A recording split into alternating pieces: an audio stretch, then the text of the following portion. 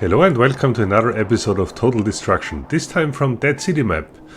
In this Beacon Rush battle we will manage to totally destroy our opponents 1 second before the end.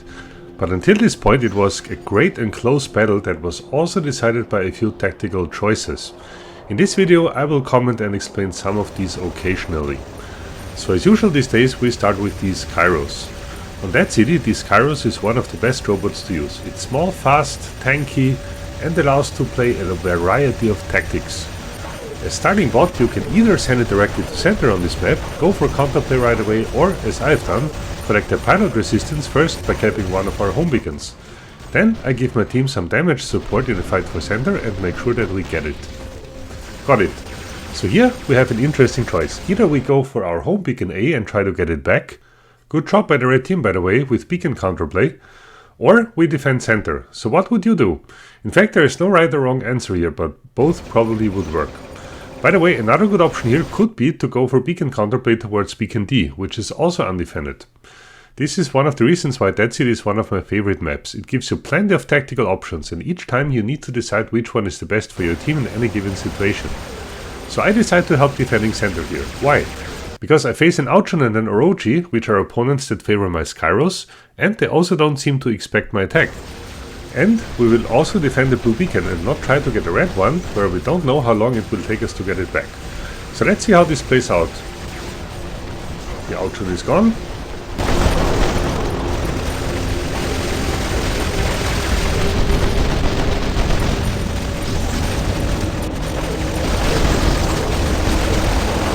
The Orochi runs away, so we get center back. Nice. Do you remember what I said about beacon counterplay first? Let's do it.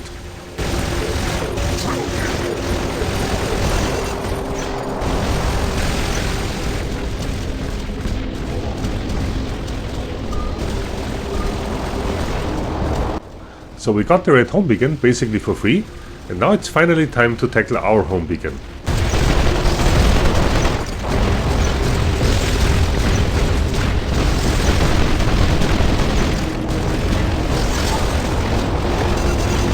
Unfortunately we can't prevent these guys to take the beacon back that we just took, and against the Fenrir and an orbital strike my Skyros gets roasted.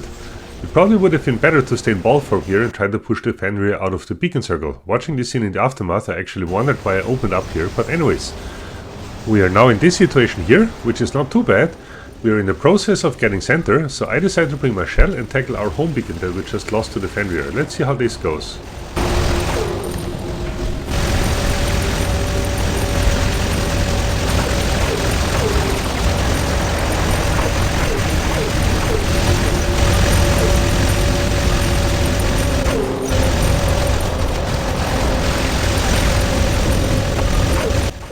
That went very well, so let's help our team to bring these guys down that are hanging out at our spawn for no reason.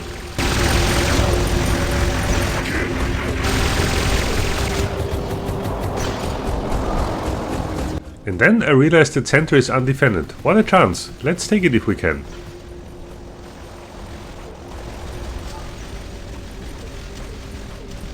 Got it. What about the left-right home beacon? Oops, and Lodens just jumped in, so let's try with patience. We need to retreat first.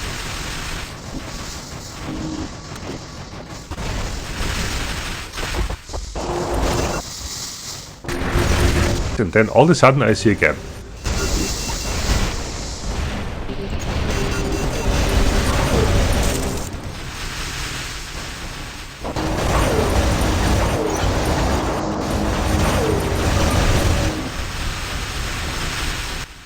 And we just did not manage to cap it. That was unfortunate. Anyways, in this situation I also see a gap, which is this one to the other red home beacon. Do we have any fast option left? Yes, of course, we have our Cramola Capri, so let's do it.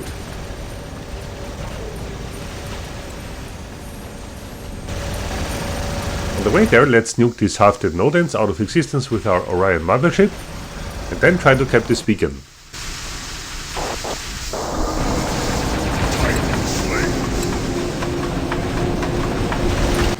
But we are double nuked, beamed, lasered, electrocuted and shot, and we go down. So some of you may think now this must have been the wrong thing to do, right? Well, no. Don't let such situations discourage your decision making. Decisions are always situational, and more often than not you just won't know what will happen next. This doesn't mean that what you did was a mistake. It just means that there is a chance that a plan can go wrong, that's all. Decisions are always based on probabilities that you can calculate based on your experience, your intuition and your skill. So in general, whatever decision you make has a certain chance that it brings you and your team forward. The more experienced and skilled you are, the higher are these probabilities, like in this situation here. In 3 out of 4 instances, I would have gotten the beacon here, or I would have been able to bind opponents or do more. But in this one case, it simply didn't work out, and that's it. It's just another data point in my learning curve. So what to do next? I will try to get our home beacon back, because this dude seems to move away, and I will use my luchador in order to bring in some authority. The plan is to advance after that towards these red hope beacons here. Let's see how it goes.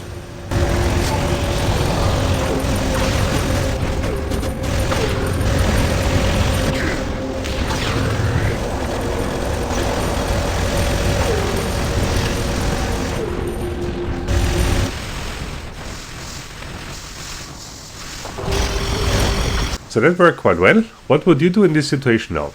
Well, I run sniping weapons and there is no value for now to stand on this beacon. I would just be a big target. So I decide to retreat and see what else I can do on the battlefield. Okay, a Capri, let's roast him.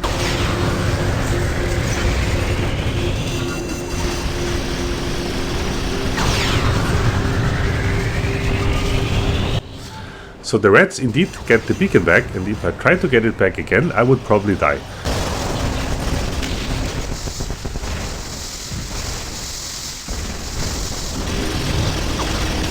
So let's try to get sentry instead.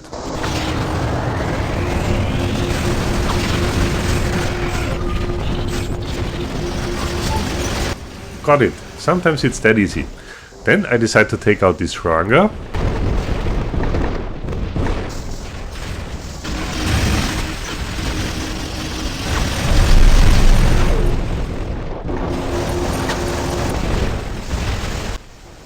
And only now I decide to go for the beacon. But as you can see here, 2 Fenris just jumped in, so it's not worth the hassle.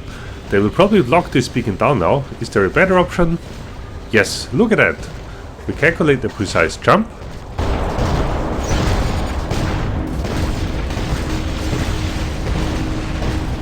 Toast the hawk.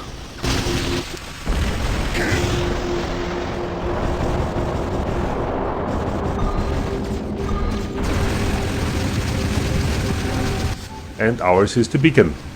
This should decide this battle. At this point there is only one opponent left. We already killed 34 robots and titans.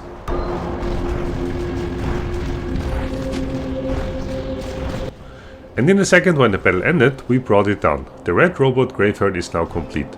So I hope that you liked this episode of Total Destruction. Maybe it helped you a bit to improve your own Beacon Rush gameplay. Thanks for watching and see you on my channel.